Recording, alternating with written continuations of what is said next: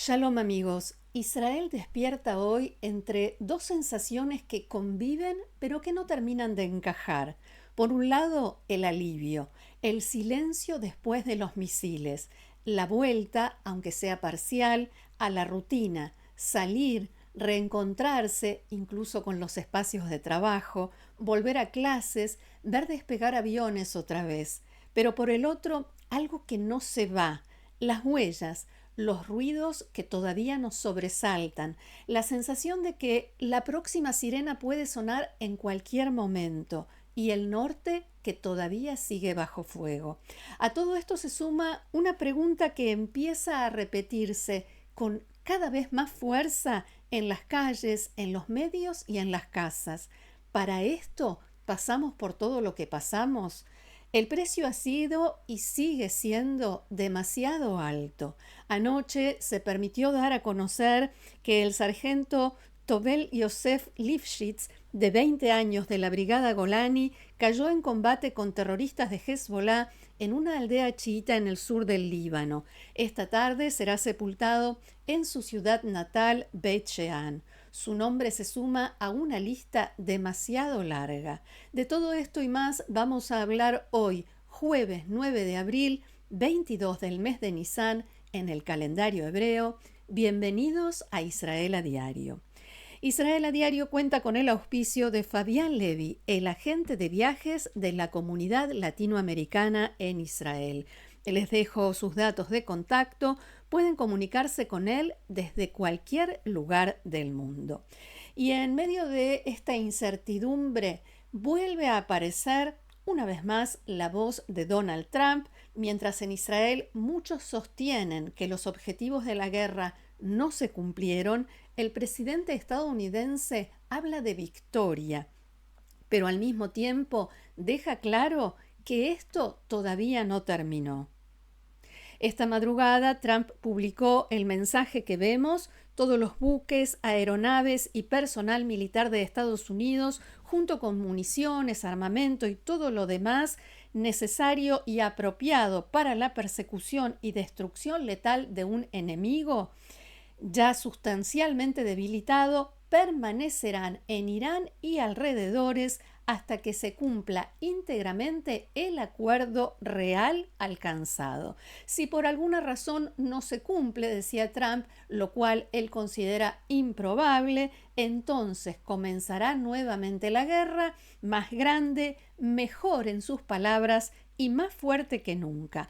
A pesar de toda la retórica falsa en sentido contrario, no habrá armas nucleares y el estrecho de Hormuz permanecerá abierto y seguro. Fin de la cita. Esa diferencia de miradas no es menor y hoy queda reflejada con mucha claridad en las portadas de los principales diarios aquí en Israel.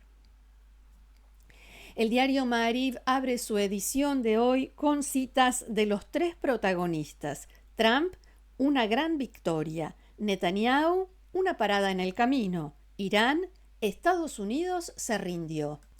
Israel Hayom agrega que 88 minutos antes de que se cumpliera el plazo de su ultimátum, el presidente de Estados Unidos anunció un alto el fuego de 2 semanas a condición de que los iraníes abran el estrecho de Hormuz y dejen de disparar. Israel entra, dice, en este periodo en una situación complicada. El uranio enriquecido quedó en manos del régimen, su capacidad para disparar misiles todavía existe y el régimen no cayó. En este informe, Israel Hayom señala que Estados Unidos le dio a Irán un plazo de 36 horas para abrir el estrecho de Hormuz y agrega: el temor que la República Islámica aproveche la situación y consiga un dominio histórico y sin precedentes del estrecho. Según una fuente política en Washington, Estados Unidos exigió el compromiso de todos los altos funcionarios del régimen iraní con el cese de fuego porque sabía que los altos mandos de la Guardia Revolucionaria no estaban de acuerdo, se oponían. lo que tranquilizó a Washington fue un mensaje escrito y firmado por el líder supremo Mojtaba Khamenei, dice este informe, en el que aprobaba las condiciones y ordenaba a todos los miembros del régimen que acataran el alto el fuego. Pero más allá de los titulares, la clave está en los hechos. Y para tratar de entender realmente dónde estamos parados, veamos un cuadro que el diario Israel Hayom publica hoy y en el cual resume los objetivos de la guerra y qué se logró y qué no. En primer lugar, el derrocamiento del régimen. La República Islámica, el régimen de la República Islámica efectivamente quedó debilitado, pero todavía resiste, por tanto, el objetivo no se logró. Segundo, frustrar, impedir el plan nuclear de Teherán. ¿Qué pasó? Importantes instalaciones nucleares fueron bombardeadas, no está claro cuál es el destino o cuál será el destino del uranio enriquecido, por tanto, el objetivo no se cumplió. En cuanto a terminar con la amenaza de los misiles balísticos y los drones iraníes, una gran parte de los lanzadores y los misiles fueron destruidos, el sistema de drones quedó severamente dañado, entonces hablamos de un logro parcial. Y respecto a desarticular el eje del mal de Irán con las organizaciones terroristas de la región, podemos decir que Hezbollah y los hutíes se unieron a la guerra más tarde. El objetivo de debilitarlos se logró, pero Hezbollah todavía es fuerte y puede disparar contra Israel y lo está haciendo incluso a esta hora, con lo cual decimos que hubo un logro parcial, señalan en Israel Hayom. El portavoz de las Fuerzas de Defensa de Israel, Efi Defrin, declaró anoche que el ejército cumplió con todos los objetivos que le asignaron y todavía más, y agregó: estamos listos para volver a combatir si es necesario. Y mientras se discuten los resultados de la contienda militar, hay otro frente que genera preocupación: el control del estrecho de Hormuz, un punto estratégico, como sabemos, que puede cambiar mucho más que esta guerra. En cuanto al estrecho de Hormuz, el Ministerio de Relaciones Exteriores iraní emitió una declaración según la cual los barcos que deseen transitar por allí deberán coordinarse con el ejército de Irán y habrá límites en cuanto a su número. El primer ministro de Grecia, Kyriakos Mitsotakis, dijo hoy algo que se comentó ayer en todos los debates en la televisión israelí. Sería inaceptable si los barcos tuvieran que pagar una tasa para cruzar por el estrecho de Hormuz, como pretende Irán, y que esa medida sentaría un peligroso precedente para la libertad de navegación. Esto no era así antes de que comenzara la guerra y no puede serlo después de que termine, decía este mandatario. Varios analistas plantearon en las últimas horas este tema aquí en Israel y cuestionaron: si Irán cobra un peaje para pasar por Hormuz, ¿por qué no se podrá hacer lo mismo en Gibraltar o cualquier otro estrecho navegable? Y otro tema que queda pendiente y con el cual no se sabe qué va a suceder: los 440 kilos de uranio enriquecido al 60% que Teherán conserva y que, según los expertos, puede ser utilizado y llevado al nivel máximo en muy poco tiempo y alcanza para al menos 11 bombas nucleares. Al respecto, el primer ministro Netanyahu dijo anoche lo siguiente: Y en cuanto al material enriquecido que aún queda en Irán, como dijeron hoy altos funcionarios del gobierno de Trump, todo el material enriquecido saldrá de Irán. O saldrá mediante un acuerdo o saldrá con la reanudación de los combates. Y en este tema vemos las cosas del mismo modo. Esta declaración coincidió plenamente con lo que dijo la portavoz de la Casa Blanca, Caroline Leavitt, quien aseguró que el tema del uranio es prioritario para Donald Trump. Es una línea roja de la que no piensa retroceder y está comprometido a corroborar que se cumpla. Trump espera que esto suceda por la vía diplomática. En Radio Galei Tzahal, la emisora del ejército de Israel, informaron que el ejército israelí se prepara para la posibilidad de que el acuerdo que se defina en las negociaciones en Pakistán deje el uranio en territorio iraní, bajo tierra y a disposición del régimen de la República Islámica. El Departamento de Inteligencia de las Fuerzas de Defensa de Israel trabaja en un modelo de alerta para controlar constantemente todo movimiento y todo intento de los iraníes de sacar el uranio enriquecido de los escondites subterráneos y que el sistema envíe una alerta de inteligencia al gobierno. Un alto mando de las Fuerzas de Defensa de Israel declaró a la emisora que para Israel este asunto es crítico y todas las capacidades y los esfuerzos de la inteligencia militar israelí se usarán para impedir que el régimen pueda recuperar y usar ese uranio.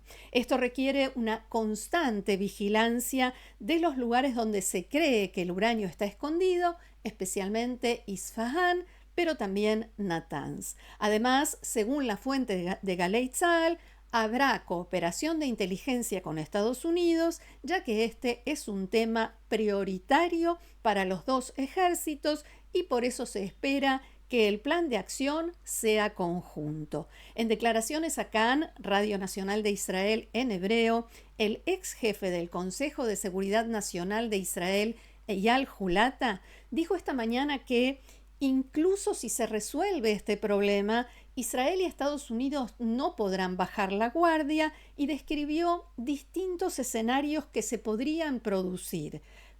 Que el régimen de los ayatolás decida que vuelve a comenzar de cero su programa nuclear con nuevos científicos que todavía no conocemos.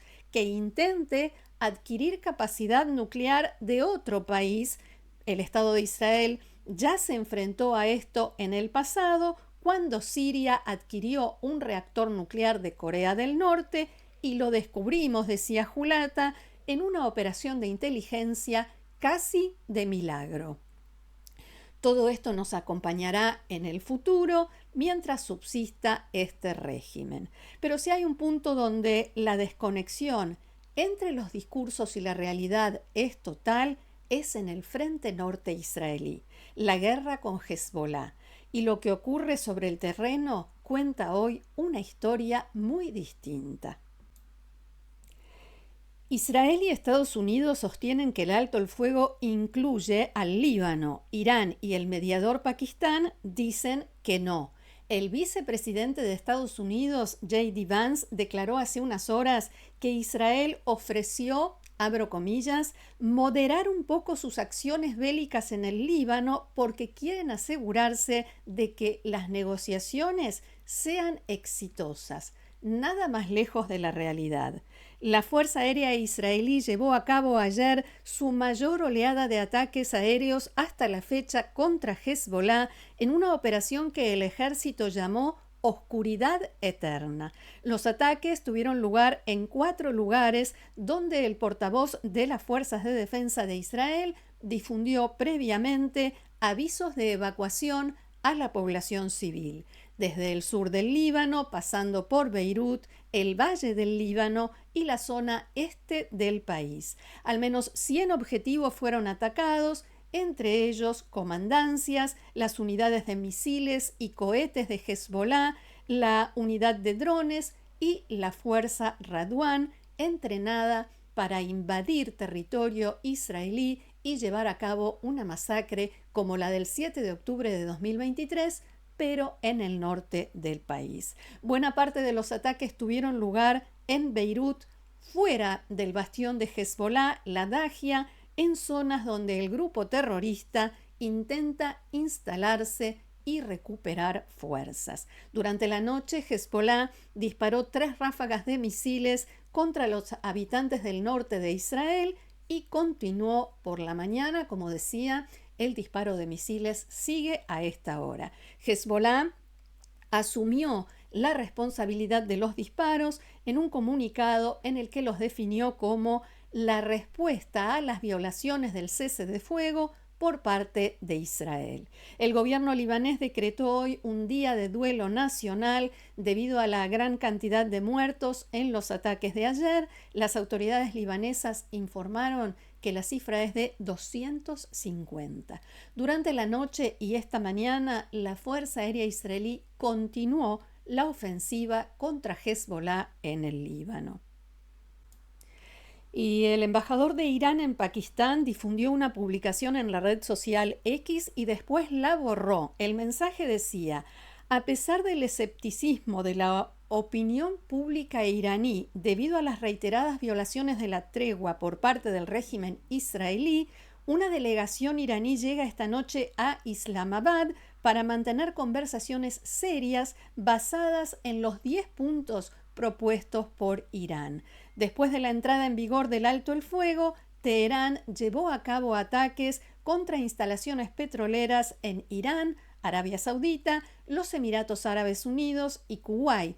El primer ministro de Pakistán advirtió que esos ataques perjudican el espíritu del proceso de paz. Fuentes diplomáticas citadas a esta hora por el Wall Street Journal dicen que se cree que lo más probable es que la guerra se reanude próximamente.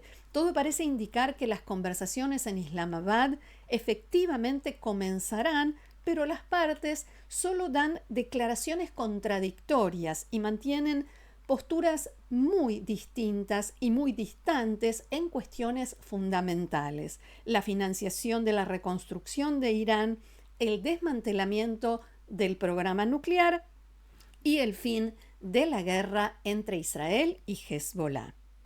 Y mientras todo esto ocurre, hay una imagen que resume mejor que cualquier análisis lo que se está viviendo hoy en Israel. En el norte, muchos dicen que le tienen más miedo al silencio que a los misiles, a ese silencio que puede significar que todo quedó inconcluso, que la amenaza de Hezbollah sigue ahí, que nada se resolvió del todo, porque lo que está en juego no es solo el final de la guerra, sino cómo termina y sobre todo si realmente es el fin o será hasta la próxima. Y en este escenario hay una pregunta que plantean varios analistas hoy en Israel y que puede cambiarlo todo. Si la guerra contra Hezbollah se convierte en el principal obstáculo para Donald Trump y Estados Unidos le pide a Israel que detenga los ataques en el Líbano, ¿qué hará Benjamin Netanyahu? Hasta aquí nuestro encuentro de hoy. Muchísimas gracias por haberlo compartido con nosotros una vez más. Los invito, como siempre, a seguirnos en el canal, a compartirlo, a difundirlo y a formar parte del grupo de Amigos de Israel a Diario, a suscribirse también. Ya hemos pasado el número 25.000, así que les agradezco muchísimo. Gracias por haber estado con nosotros. Que tengamos buenas noticias. Shalom.